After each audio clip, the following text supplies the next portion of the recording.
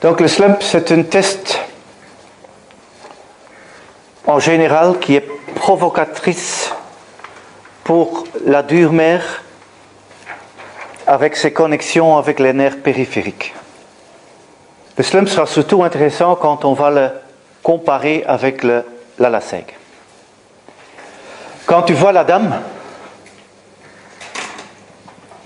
on voit qu'elle est en flexion totale de la colonne et qu'on a fait l'extension des genoux avec une flexion de hanche, donc provocation en longueur pour les nerfs sciatiques.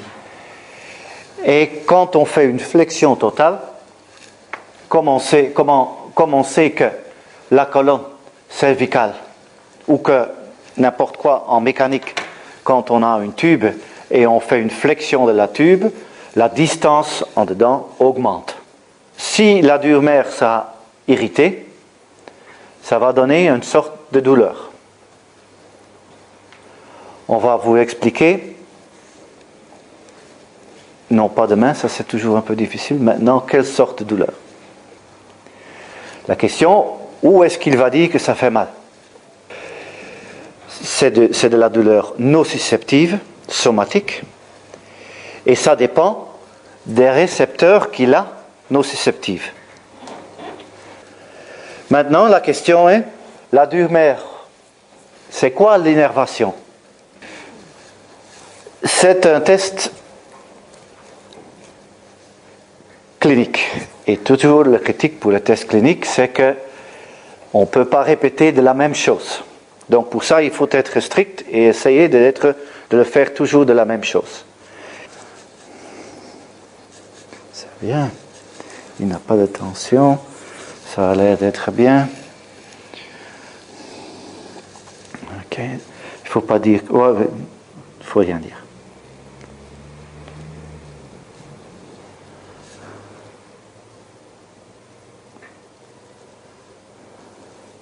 À droite. De nouveau à droite. Donc ça, c'est toujours ma première latéroplexion. Ça va? Ça va. Pas de problème? Ça va. Vas-y. Ok, revenir. Pas de problème? Ça va. Flexion. Revenir. Donc, ok, mettez-vous assis comme vous êtes assis normalement.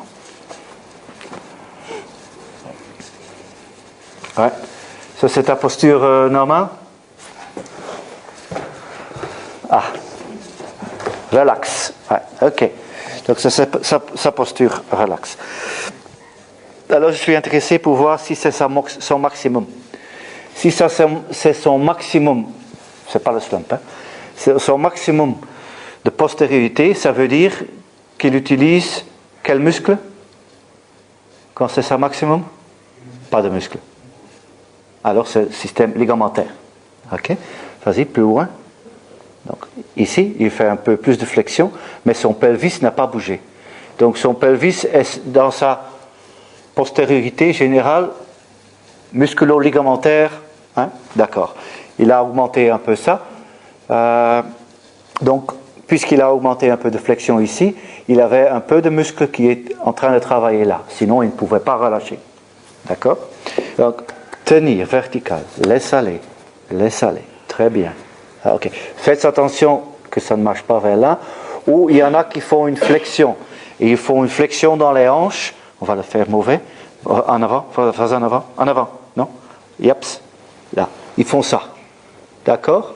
Ça entraîne une provocation du nerf puisqu'on va en flexion. Et ça n'a pas de sens. Donc, toujours de haut endroit. Laisse aller. Hop. Laisse aller. Ok. Et là, tu te laisses. Là, deux mains. Ok. Je vois ça. Je peux me tenir là. Ça, c'est bien. Pour moi, ça, c'est bien. Ok. On peut, si ça fait mal, je le prends occiput frontal. Lâche, laisse-moi aller. Et on fait ça. Est-ce que ça change? Est-ce que ça change? Là, c'est lâcher. Encore. Voilà. On va faire cette jambe qui n'a pas de problème. On le fait. Si ça fait un problème, tchac, tchac, et on demande, c'est différent. Est-ce que j'ai un